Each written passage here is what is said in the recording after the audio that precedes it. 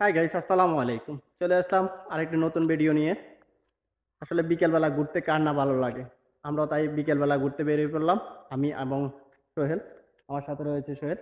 দুজনে ঘুরতে বেরিয়ে পড়লাম বিকেলবেলা। তো চলুন আমাদের সাথে, আপনাদেরকেও নিয়ে যাই বিকেলবেলার আড্ডায়।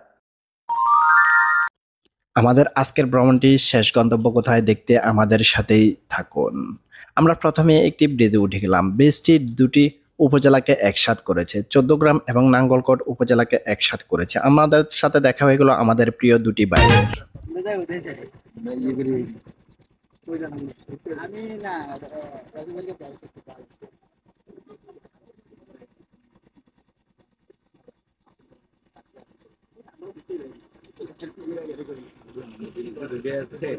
প্রিয় ইমরান হোসেন মাসুদ ভাই এবং রকি ভাইয়ের সাথে কৌশল বিনিময় শেষে আমরা আবার আমাদের গন্তব্যের দিকে রওনা হলাম। আমাদের গন্তব্য সেই চাঁদের বাগ ব্রিজ, যে ব্রিজটি চৌদ্দগ্রাম এবং নাঙ্গলকোট উপজেলাকে একসাথ করেছে।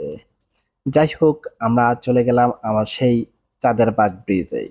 সে একটি কথা মনে পড়ে গেল, বাংলার এত সুন্দর রূপ দেখে বারবার মনে পড়ে গেল সেই কবি জীবনানন্দ দাশের কথা। জীবনানন্দ দাশের সেই কবিতা যেন বারবার মনে পড়ছিল, বাংলার মুখ আমি দেখিয়েছি। রূপসী বাংলা কাব্যগ্রন্থ থেকে নেওয়া কবিতাটি বাংলা সাহিত্যের অন্যতম বিখ্যাত ও প্রশংসিত কবিতা ছিল। কবি বাংলার রূপে মুগ্ধ হয়ে এই কবিতাটি লিখেছেন মনে হচ্ছিল এই প্রাকৃতিক সৌন্দর্য দেখে। কবি বারবার বলে গিয়েছেন, বাংলার মুখ আমি দেখিয়েছি, তাই আমি পৃথিবীর রূপ খুঁজতে যাই নাই আর। কবি বাংলার এই প্রাকৃতিক সৌন্দর্যে মুগ্ধ হয়ে আর পৃথিবীর রূপে খুঁজতে যায় নাই, সেটি উল্লেখ করেছিল এই কবিতায় কবি। প্রকৃতির সবকিছুর মধ্যেই কোনো না কোনো আশ্চর্যজনক কিছু লুকিয়ে আছে। প্রকৃতি হলো স্রষ্টার এক মহান শিল্প।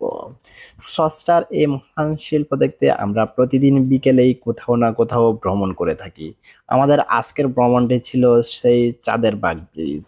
চাঁদের বাগ ব্রিজ দিয়ে আমরা সামনের দিকে এগোচ্ছিলাম প্রাকৃতিক সৌন্দর্য দেখতে। প্রাকৃতিক সৌন্দর্য উপভোগ করার জন্য আমরা যতই সামনের দিকে এগোচ্ছিলাম ততই আমরা মুগ্ধ হচ্ছিলাম। রাস্তার পাশেই ছিল একটি পুকুর, অত্যন্ত সুন্দর এবং মনোরম পরিবেশে দক্ষিণ হাওয়া গায়ে লাগিয়ে আমরা সামনের দিকে এগোচ্ছিলাম গ্রাম বাংলার অপরূপ সৌন্দর্য দেখতে। গ্রাম বাংলার অপরূপ সৌন্দর্যের মাঝে আমরা দেখতে পেলাম গ্রাম বাংলার সেই ধান সিদ্ধ করার দৃশ্য। গ্রাম বাংলার সেই ধান সিদ্ধ করার দৃশ্যটি আমাদেরকে মুগ্ধ করেছে। পাশেই গ্রামের ছেলেরা ফুটবলে নিয়ে